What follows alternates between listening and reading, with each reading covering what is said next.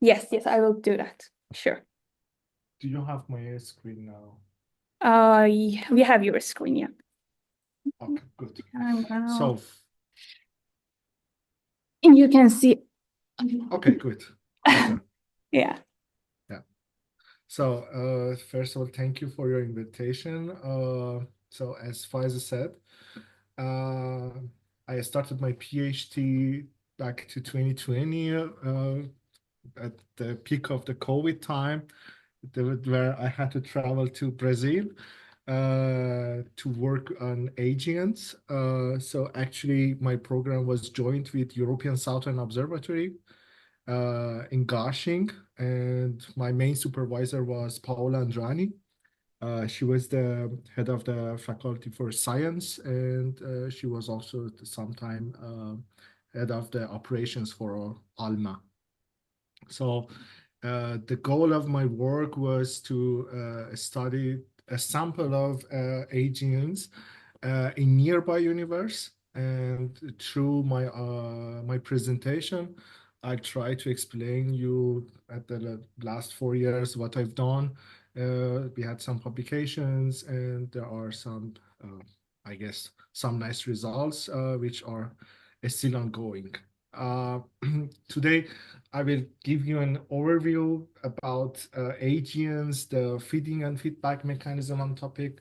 So some of you might be already know about AGN or feedback. Some of you might not. Then I thought that I can start with very basic knowledge of what is AGN, where does that come from, and why it's very important when we are studying the galaxy evolution and galaxy formation. Actually, not even the galaxies. At the end, I will show you that AGNs might be also a good case study for dark matter.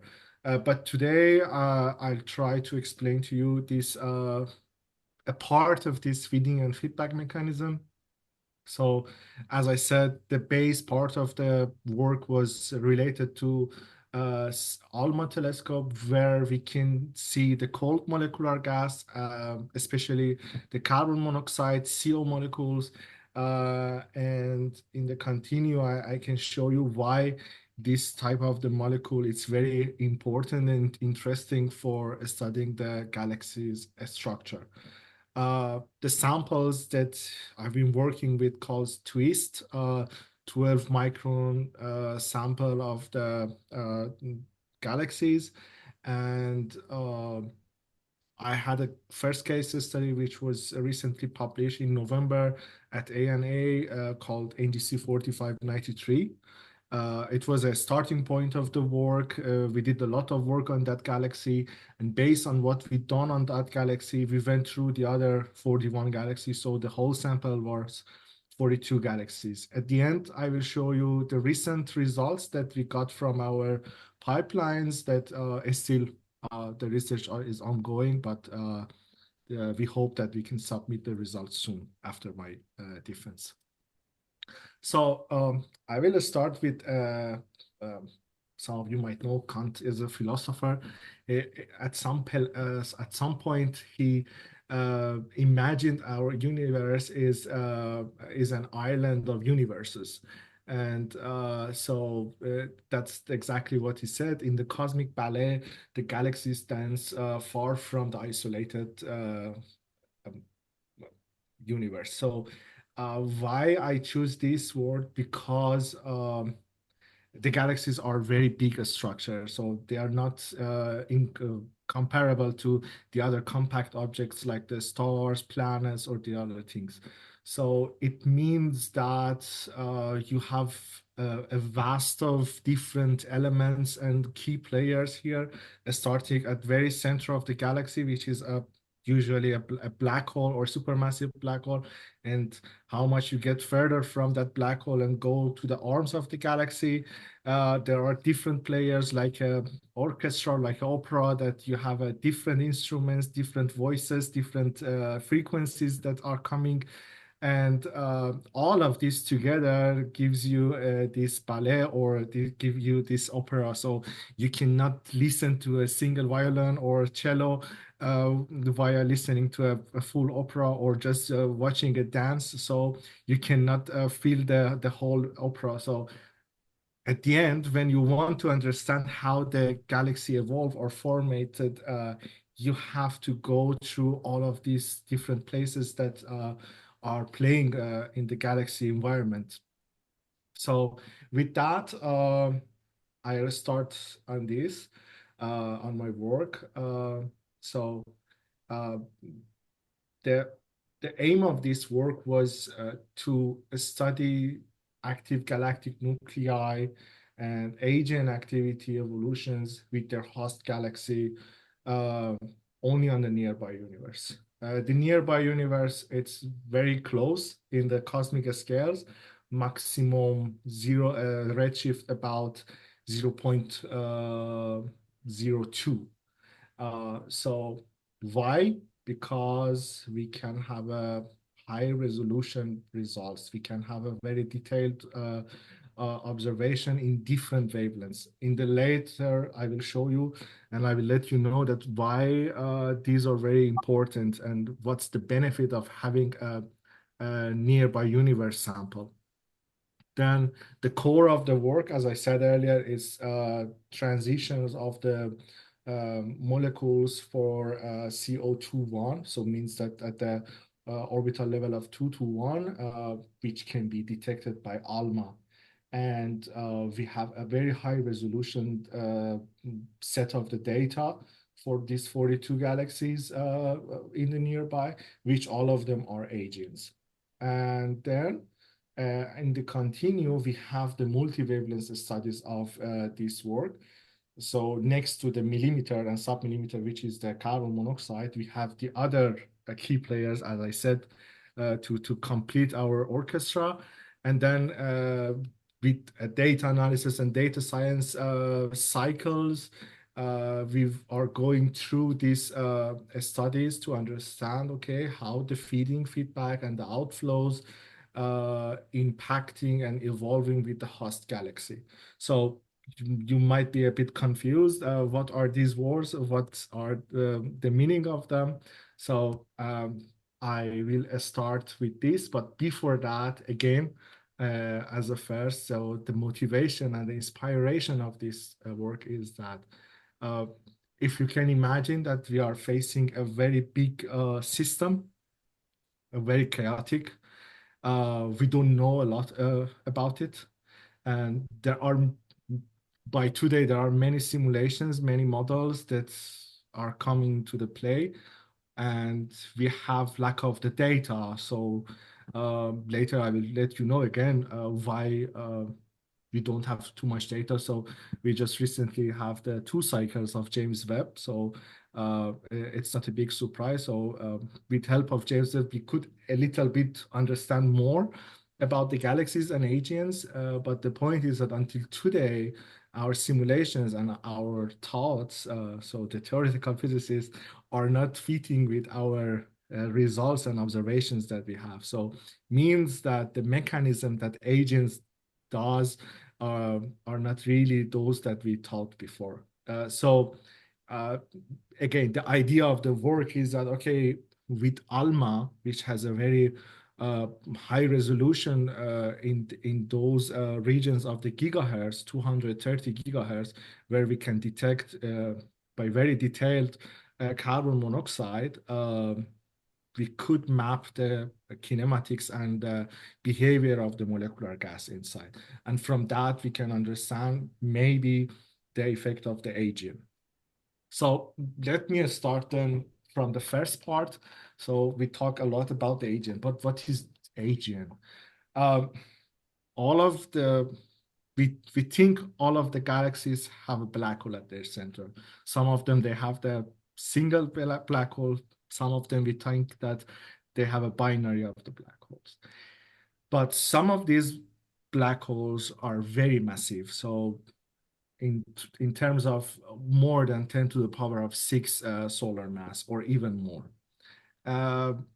When a black hole gets massive, it gets a bit bigger while it's too dense, but in comparison to the smaller black holes, it's a bit bigger. And always when we are talking with the other people that they might not have a clue about AGNs, we have a very nice simulation with the humans, imagine that someone with lots of hunger, so all the time wants to eat and non-stop it's eating. So imagine that such person, after eating constantly, start to vomit that food. So that's exactly what happened with these supermassive black holes. They start to eat the the matter around of themselves, and they start to accrete that matter around themselves. So the first thing that is happening is that they are making an accretion of matter around the center of the black galaxy. So the supermassive black hole making an accretion of the matter. But at some point, it's too much. So it starts to vomit it out. Like what? Like a coherent jet of the particles. So probably you might be heard of that. So the galaxy will with a jet. So that's exactly what AGN is. So those galaxies that at the center, which means that the accretion disk and the supermassive black hole is active. So it means that they are producing a lot of energy out of themselves.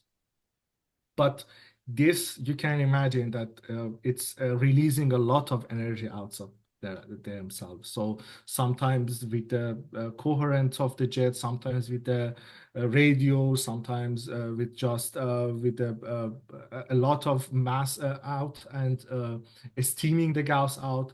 And this is changing the whole environment of the galaxy that hosting this black hole. Not only the black hole, not only the galaxy, the host galaxy, at some cases, it might affect the interstellar or even the other region around of itself.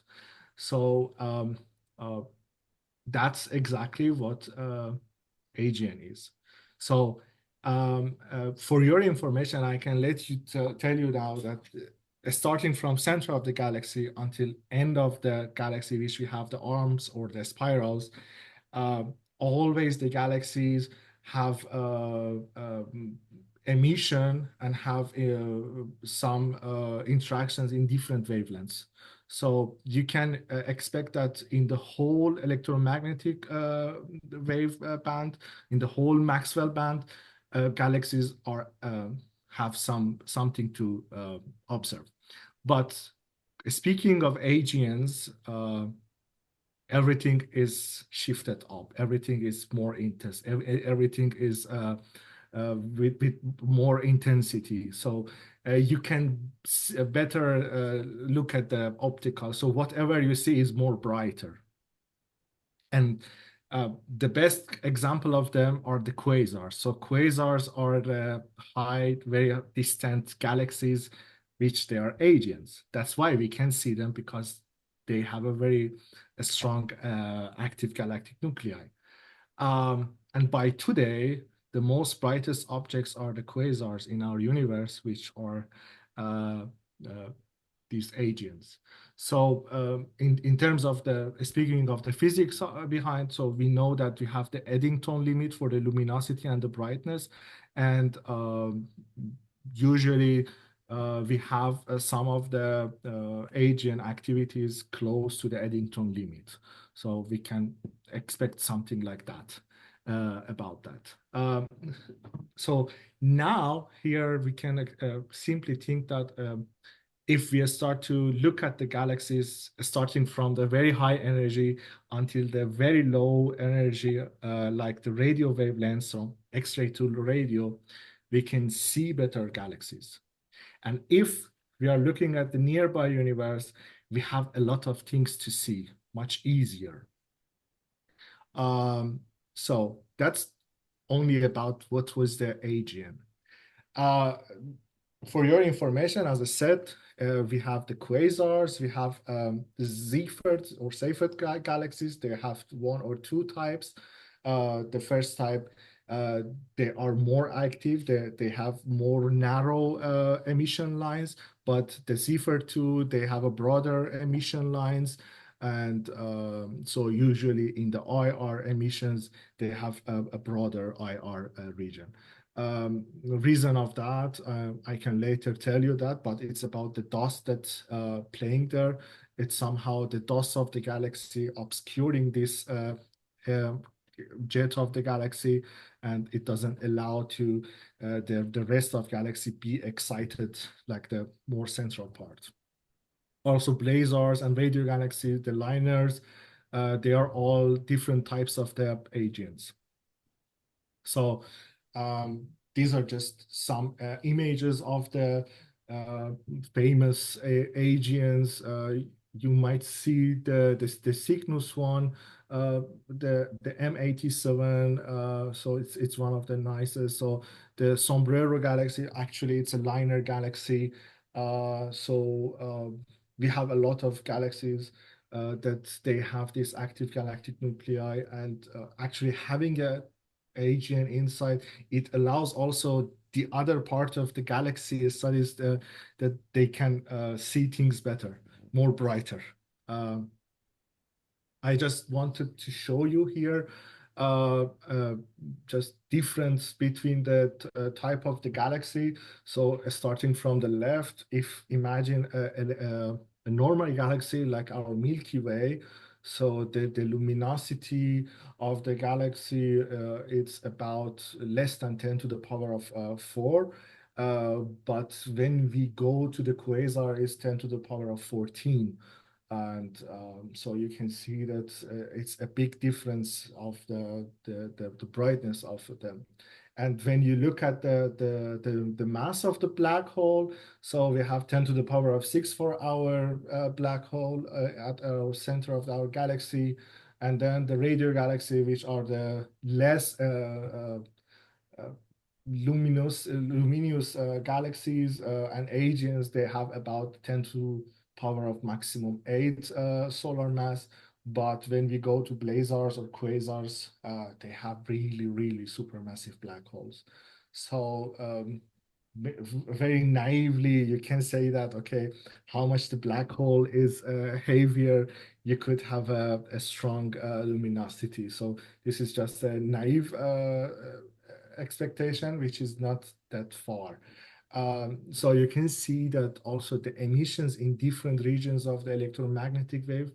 So you can see that in most of the regions, we have a strong activities on galaxies that they are hosting an AGN. So the difference of the AGNs are shown in this famous picture that in most of the astrophysics books you can find that. So I just explained the supermassive black hole, the accretion disk, and the main thing that differing the galaxies and their activity is the line of sight and the way that the jet is going out. How much is the jet is compact and more coherent and narrower.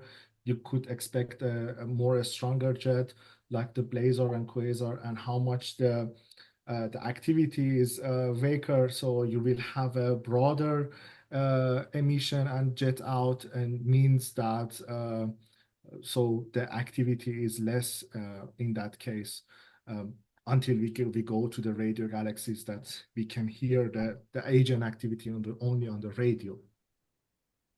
So what is feeding and feedback? You can just imagine that something is coming out of this region and producing a lot of chaotic activity, like radiations, like winds, like jets.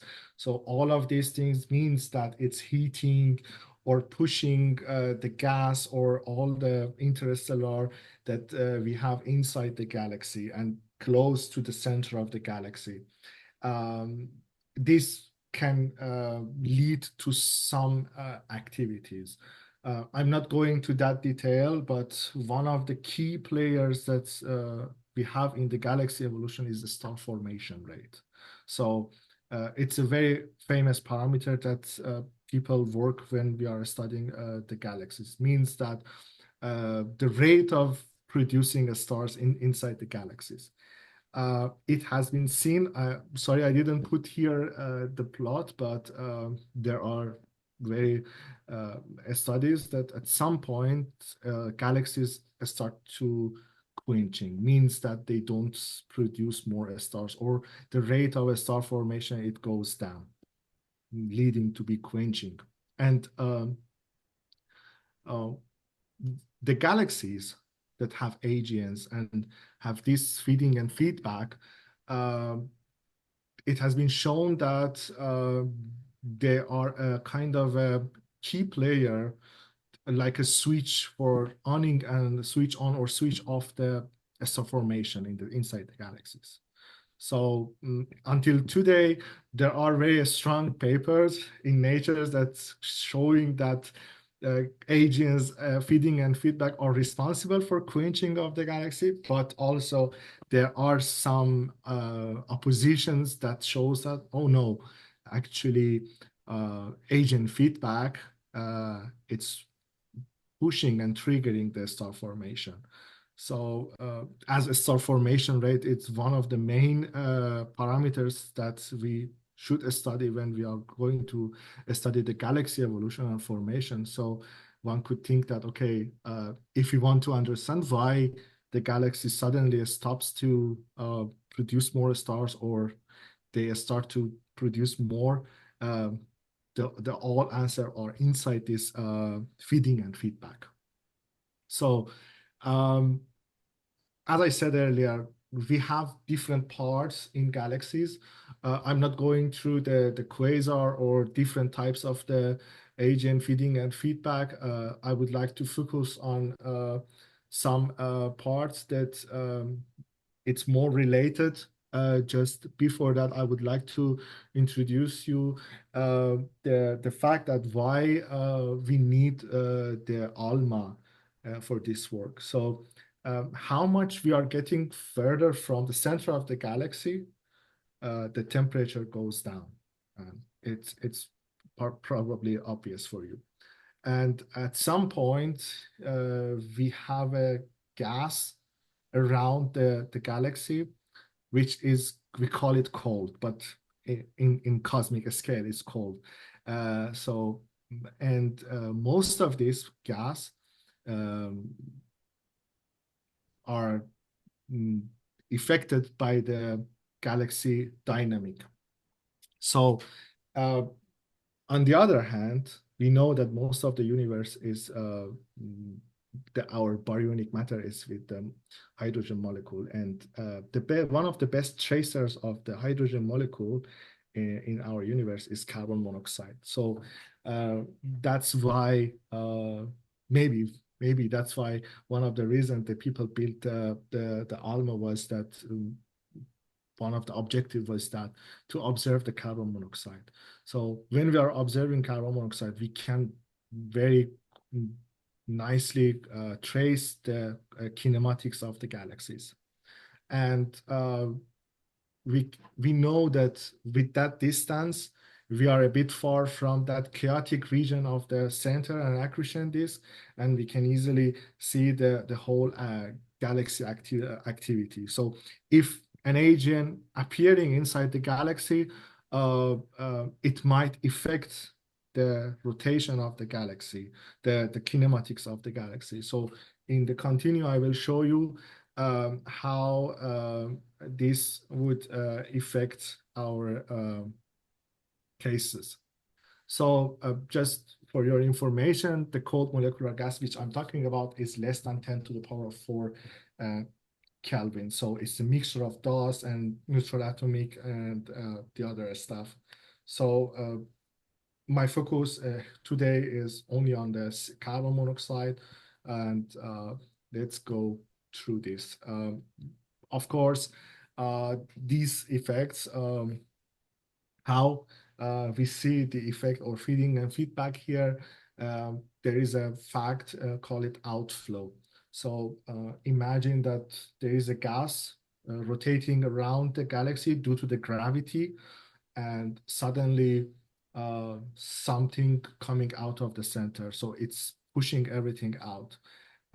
Usually what we do here, we are modeling a pure rotation curve or pure rotation velocity for the kinematic of the gas from the observation that we have.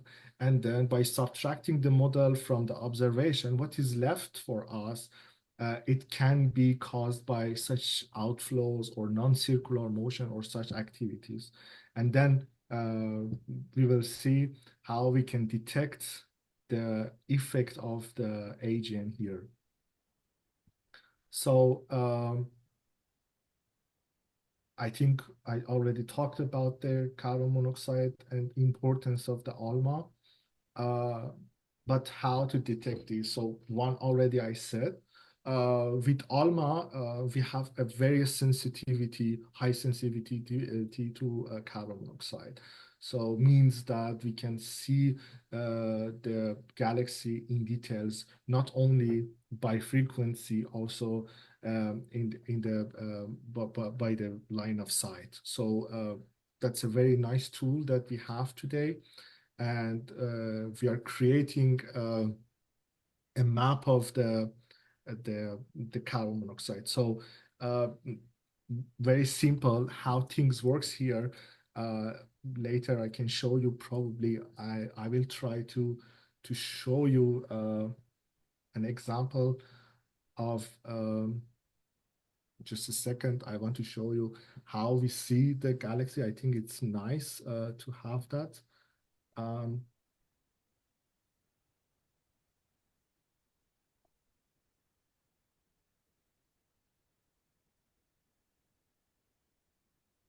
So this is a data cube, and it's a galaxy nearby one of my samples. And this is a tool that's provided by ALMA called Carta. Very simple.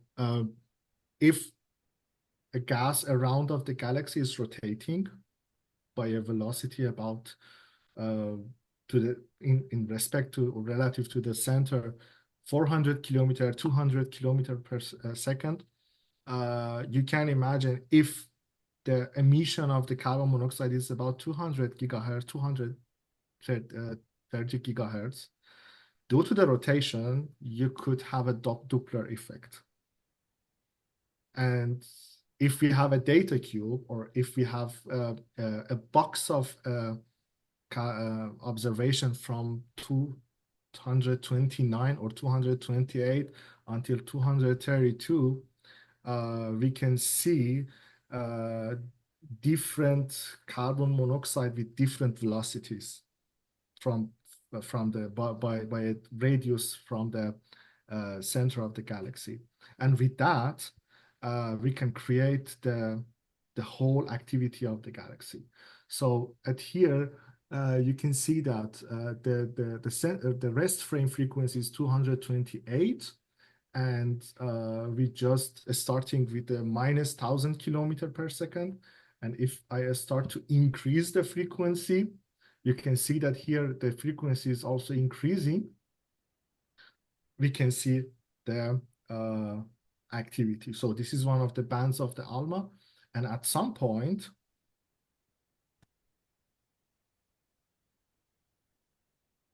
yeah, here, due to the rotation, we will have a Doppler effect, and then we can see the molecular gas is moving.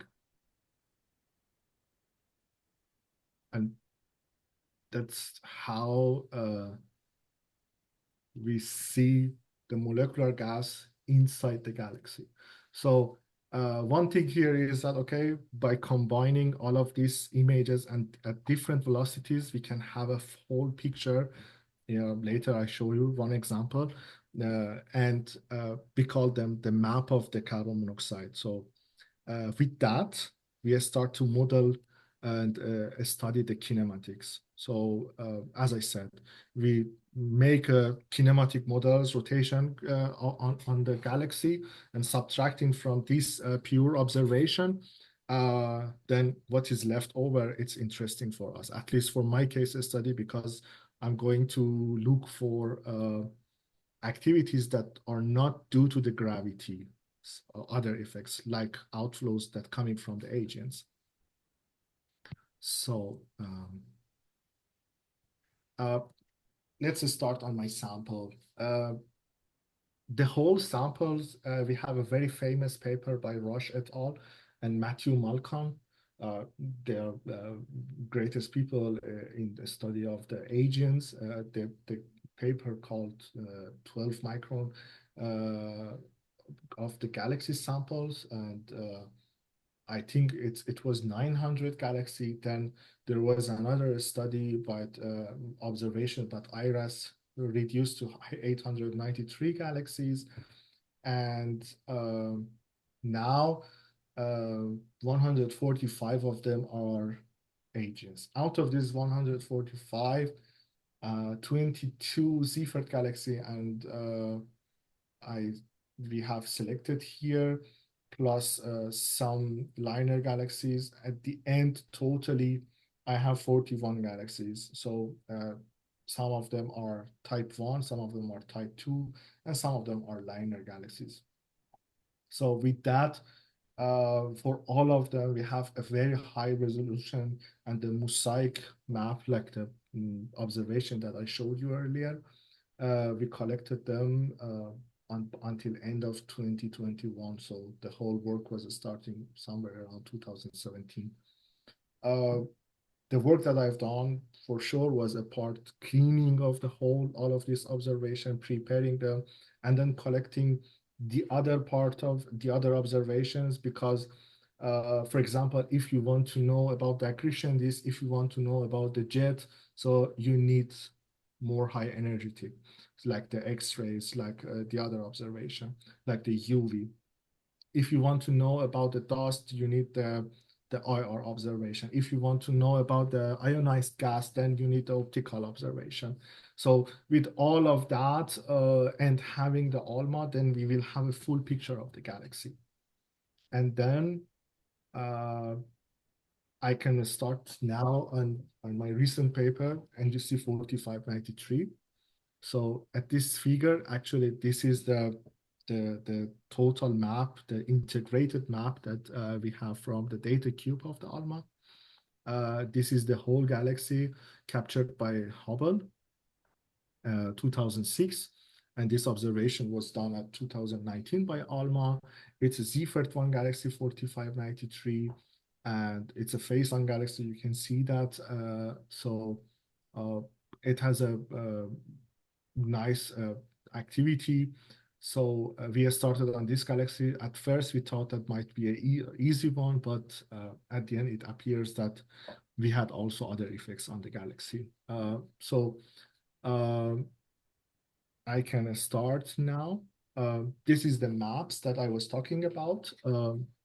Usually, when we work with ALMA, we can create different maps. One is the intensity map, the other one, which is the right one, is the velocity map, and at the down we have the velocity dispersion map. So with this map that we are creating, they are directly coming from the observation, and it can show us, okay, which regions they have high intensity or high velocity in comparison to the other regions. And it's nice to have them. Sometimes you could see things that are really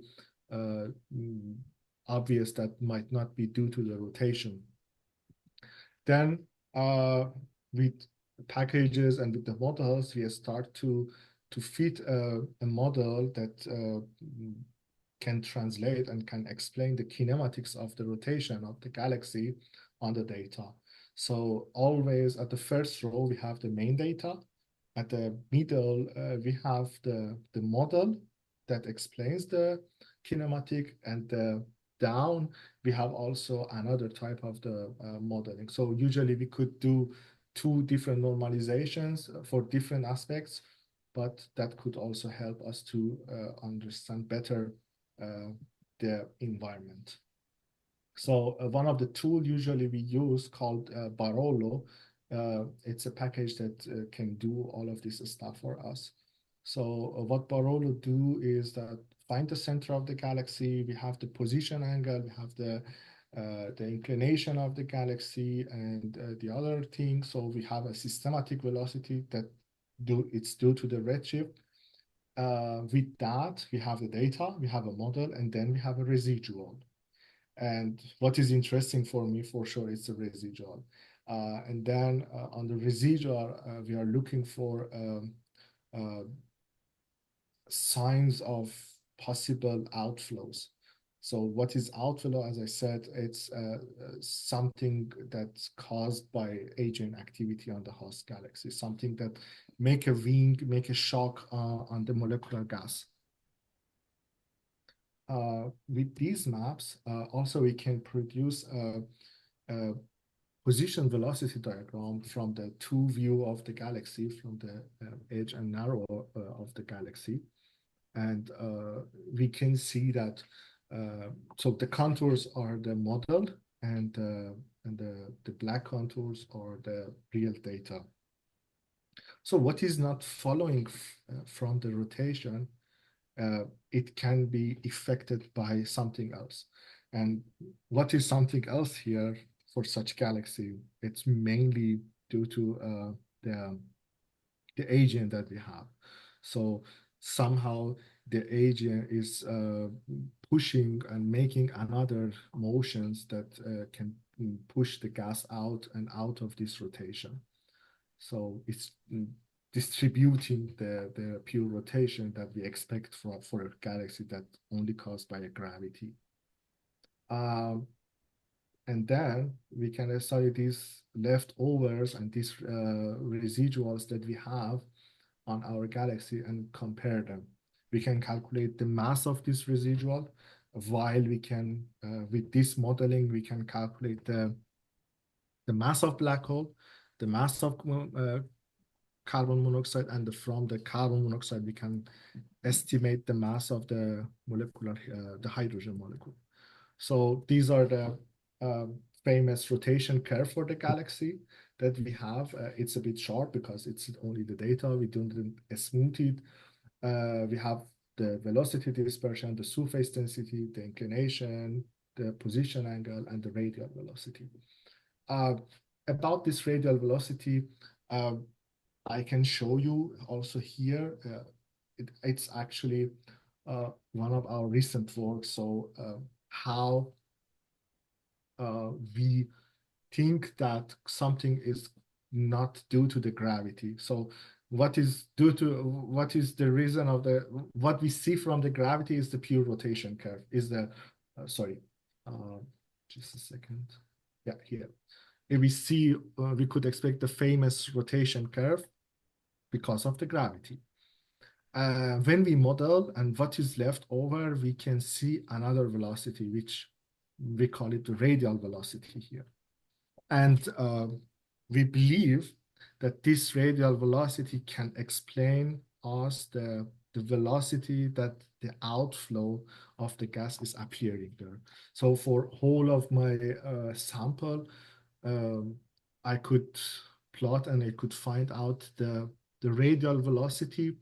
Sometimes you see that you have a very nice rotation velocity and you have nothing as a radial. So 4 kilometers per second, it's nothing for an outflow.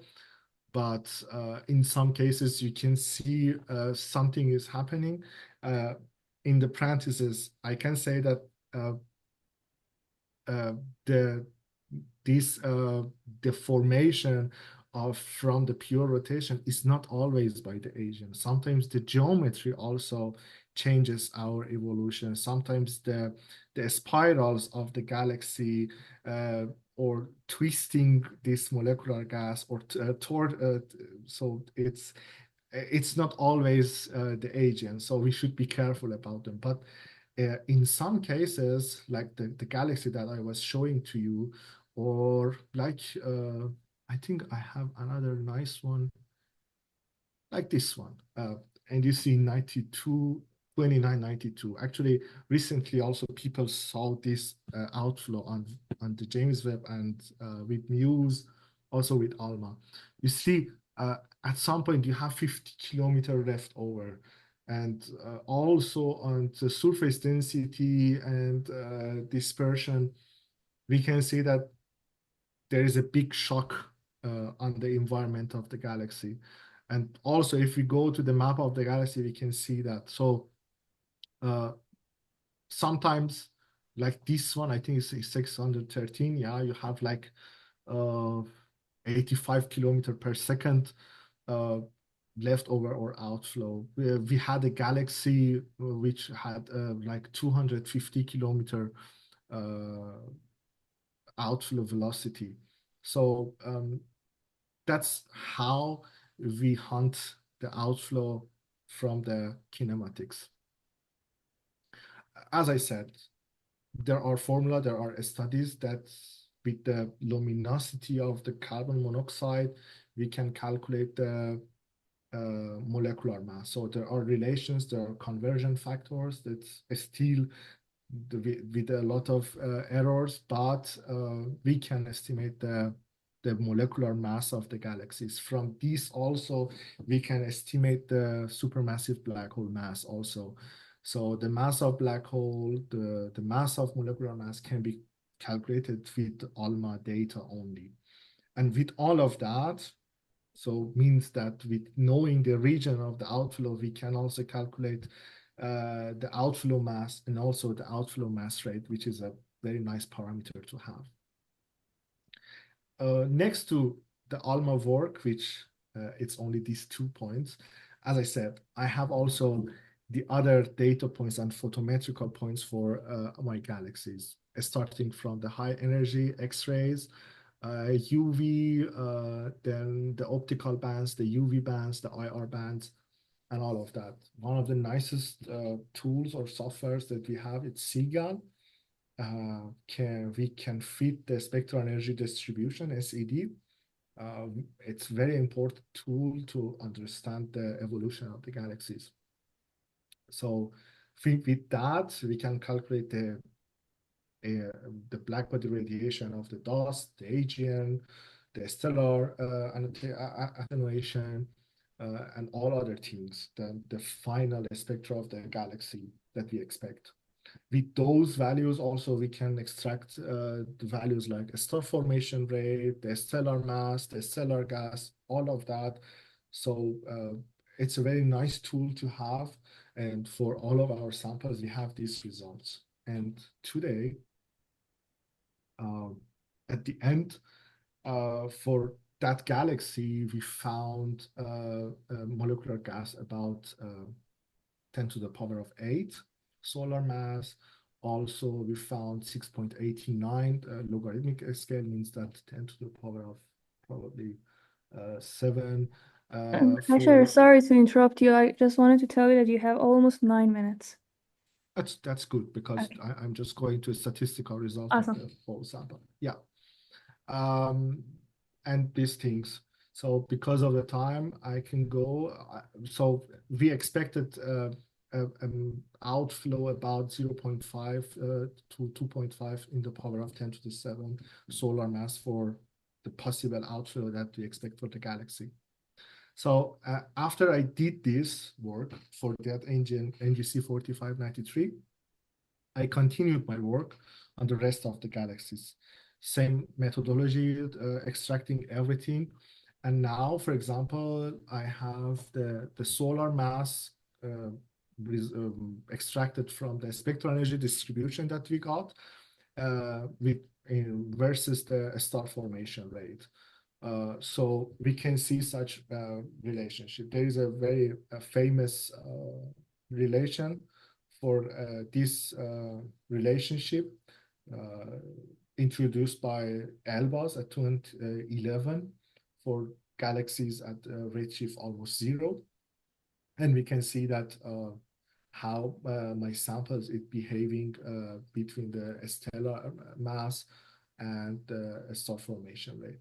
Then also I could plot the luminosity versus the IR luminosity. This is another important part because after the cold gas, we have the dust and the IR, and they are very close.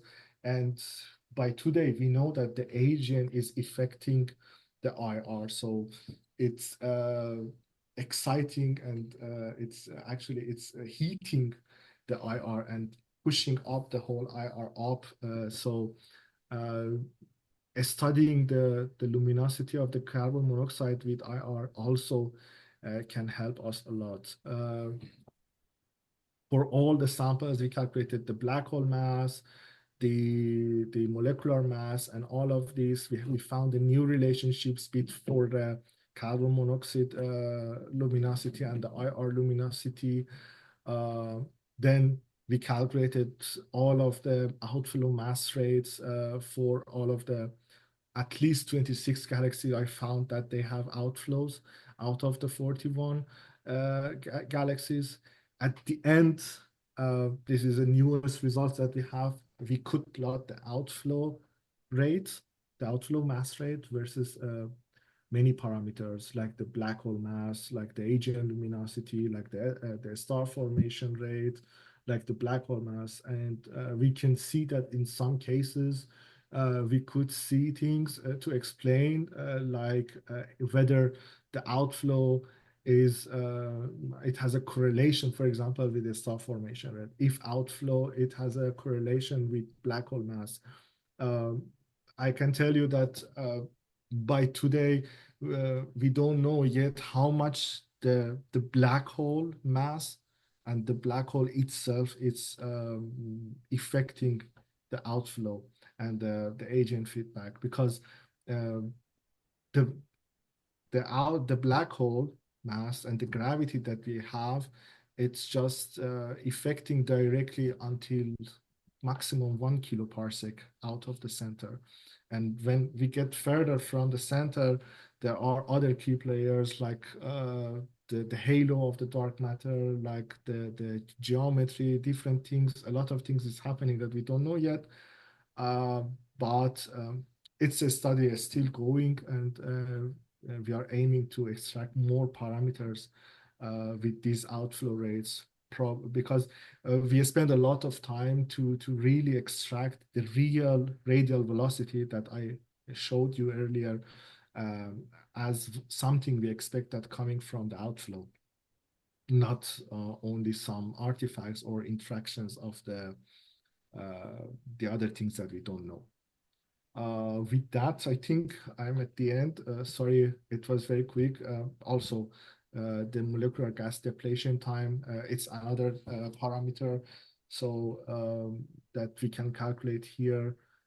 So it's just the depletion time actually is that the ratio of the molecular mass over the star formation rate. So these are the things that I just calculated recently. And as I said, we are still working on the final outcome of the work. So the last 4 years mainly was probably modeling and predicting and cleaning the data, because it's a lot of data, and it took a lot of time. And still, sometimes you should go back to see how the data was cleaned at the end. And yeah, but we are happy that we have this data ready, and already we have some results. So thank you. I hope that you enjoyed, and I'm happy to hear your question or thoughts.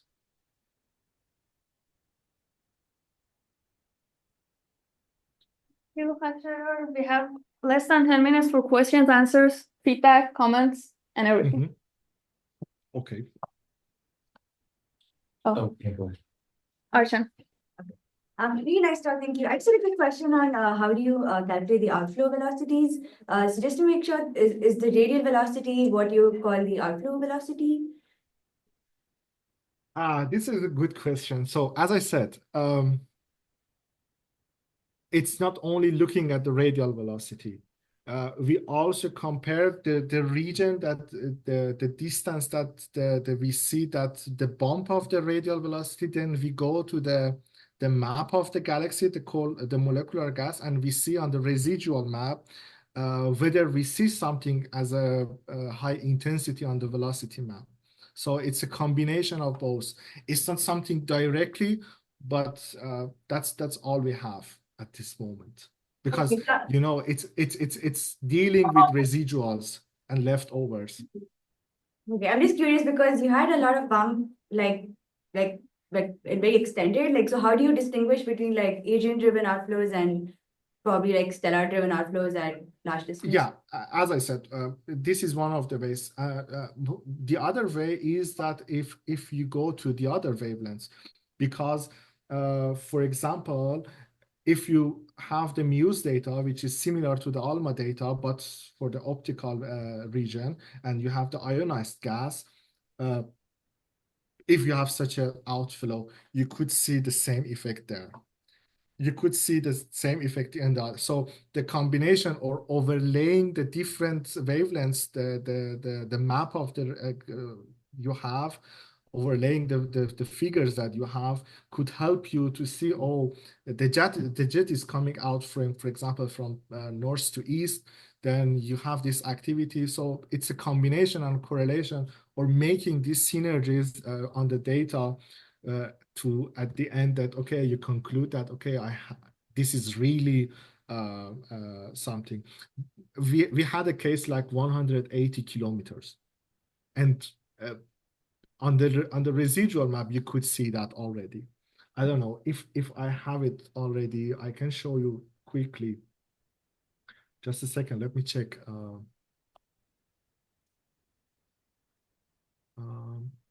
Yeah, I have it. This work published like 3 years ago by one of our colleagues, but I think now you have it. So in this case, you have the data, you have the model, and you can see that already the leftover. This leftover is already 100 kilometer, that on this region. And then on the paper, when they go through the other molecules like the Muse data, they had, I think, S or Ne4 and the transition of the oxygen 4 on that. So exactly at the same region. So that was a very simple conclusion that, okay, this is only due to the outflow and it can be nothing else. There are other things that also can affect that and playing role there, but that was one of the obvious cases. Okay, thank you very much. You're welcome. Right. Well, I was just, can you go back and tell me, I know you posted an equation, but I didn't understand it, how you're getting the black hole masses from this model fitting? That's a good question. There are some estimations, some formulas. One of the greatest team, they called Wisdom Project. They have been working on calculating the black hole mass since years. I use their formula, but if someone wants to calculate really the black hole mass, you need a combination of the interferometric and single dish. Because most of you know that if you have an interferometric image, you are losing the center due to the diffraction. So, and then you are losing a lot of flux that's coming from the black hole. So that's why people do a single dish observation plus array, which is ALMA, to combine this to resolve the whole fluxes. And then because then we have a lot of things. I think by today there are many codes by MCMC that today they are calculating the mass of black hole with very high accuracy. So that's, sorry. Yeah. What are you putting into the equation from your modeling to get the black hole mass? I don't understand. I'm just not understanding what is determining. If for the nearby universe and for some special, like the cases that the galaxies we have, we got a formula that is related to inclination. It's related to the line profile emission for the carbon monoxide, and it has a good accuracy. Actually, it's not very accurate, but for our cases, it's give a good nice results. It's just an estimation. It's not a really something accurate. Yeah. Okay, thank you. Oh, Mike. Great talk. I think I have a really basic question about CO transitions. What's the motivation for using the 2-to-1 transition and not one of the other transitions? The reason for that is sometimes we could see them better. So how much we go, in some cases we could see the CO3 to 2, sometimes we could see CO1 to 0. I saw papers that CO6 to 5. The one reason is that the resolution you have at CO2 to 1 is higher, while you have in some cases less brighter one. Yeah. Great, thank you. Any other questions? Okay. So thank you, Khashayar, Welcome. for joining us today, Mhm. and wish you luck in your defense. Yeah, thank you, and Bye. have a nice day. Bye. Bye. And